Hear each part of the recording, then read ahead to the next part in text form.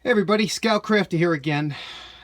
Picked up this hammer obviously at a garage sale, 50 cents. You could see it's an older hammer. You could tell by the shape. This was that old type shape head, and the handle is just a little bit loose, not crazy loose.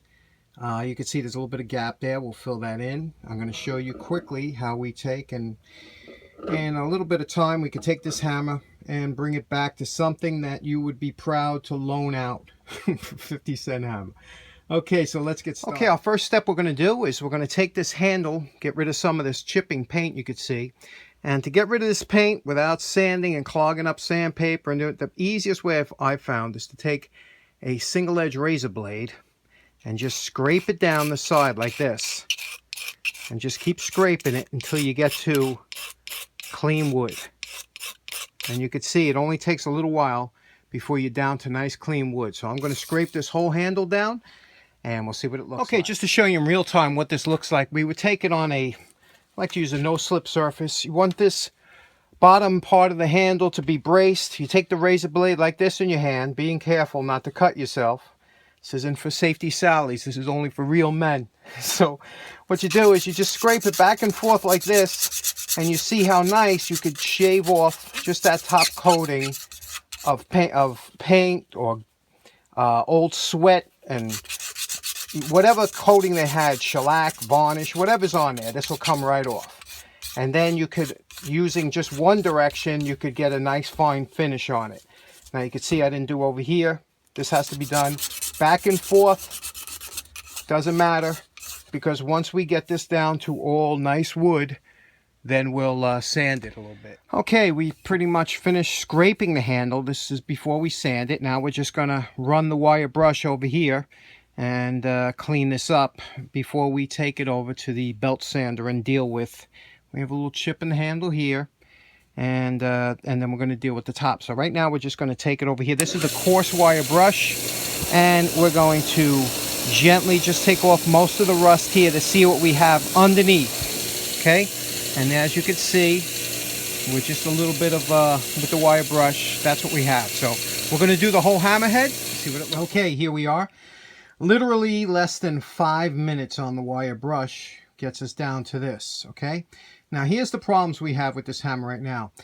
These old hammers, the way they were forged, this edge here, because it's such a sharp edge, that's a no-no in the machining industry. And what happens is a lot of times you'll see they chip off. So we're going to take this over to the belt sander. We're going to round off this edge just a little bit. Put a little chamfer on there to stop it from future chipping. And also we have to address the top of the head here.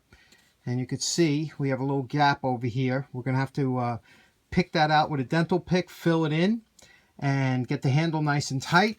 And then we have to deal with this little area over here. Okay, because of where my belt sander is, it's a little difficult to get the camera in. But we're going to show you just a quick how I'm going to get this chamfer on the edge of the hammer. Using this part of the belt here that isn't supported, run it around like this. Trying to keep the same angle.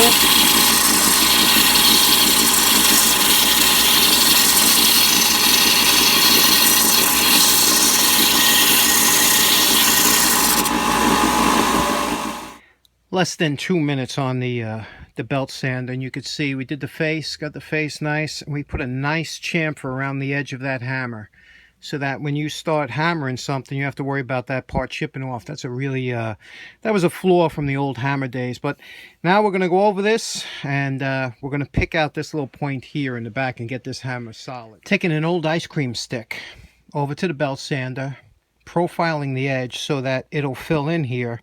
We're going to dip this in glue. We're going to cut it off here, and we're going to wedge these into this area so that that fills that gap. Okay, first we fill up the hole with glue. The remaining hole that you could see there, we drip some glue into the hole, and that'll coat both sides. Then we take our little wedge here.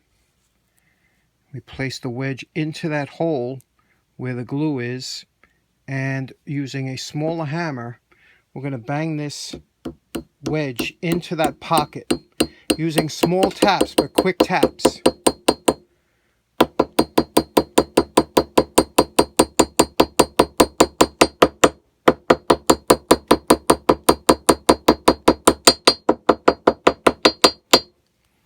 Okay, that's what we want it to look like.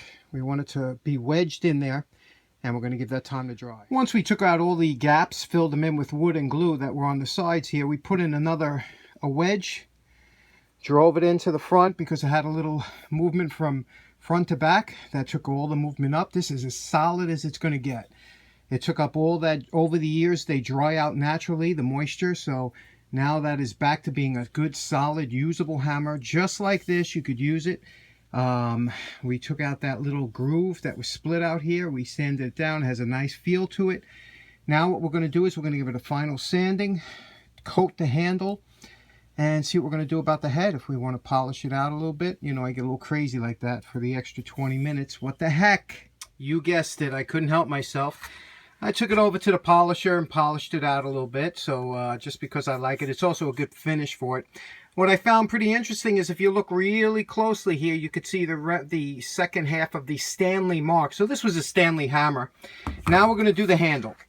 Traditionally, the best way to do a hammer handle is in linseed oil. And after years and years of use in patina, this is what a linseed oiled handle looks like. Great feel to it, very strong, stable. The problem is that it does require a little bit of maintenance and whatnot. Traditionally, a boiled linseed oil applied well, you do it once a day, then once a week, then once a month, and once a, you know, that's the way they basically applied it.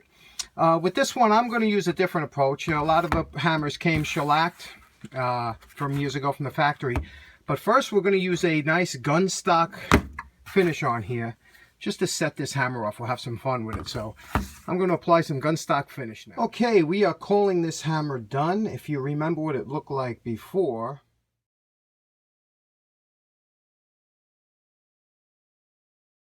I'm really happy with the way this hammer came out. Again, we used gun stock stain on here, 3 coats of bullseye shellac. The top of the hammer, as you could see, we did a quick polish. We didn't do anything crazy. The face is beautiful. We did that little around the edge, the bevel. Now the top here, you could see, not only did we make it solid again, but we also have been putting about 4 or 5 coats of linseed oil just on the top there, and that's what keeps it from getting dried out and everything. So this Stanley hammer, it's back in service, and was a nice restoration. Beautiful hammer. And great steel back when Stanley made some really good products here in the United States. Okay, I hope you enjoyed that quick restoration. And take care and have a good day.